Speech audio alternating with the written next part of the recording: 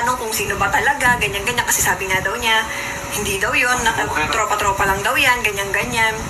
Tapos finally, nalaman ko na, kinonfront ko na si Pat, sabi ko, sige, sabi ko gano'n, sagutin mo lahat ngayon ng tanong ko para ako masarado na natin tong chapter na to, makapag-move forward na. Kasi ako yung nahihirapan araw-araw kakaisip, kasi hindi mo ko binibigyan ng klarong sagot.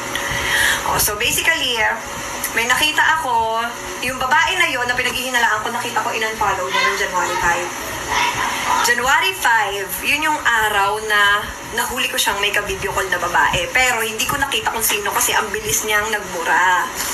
So nung nakita ko na January 5 sa Facebook niya, nakita ko may in-unfollow niya yung babae na hinala ko. Yun yung una kong binuksan kay Patrick na bakit mo siya in-unfollow nung January 5 at akala ko ba hindi mo alam yung Facebook nito kasi hindi mo naman to kamo babae. Nakakausap mo to sa cellphone ng iba, sa cellphone ng mga tropa mo, nilalakad mo sa kanila, ganyan, hindi mo babae.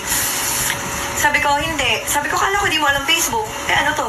Sabi ko, ba't naka-unfollow ka dito? Sabi niya, di ko alam yan. Di ko talaga alam yan. Baka napindot ko lang yan. Nagtitingin na ng mga profile, ganyan-ganyan.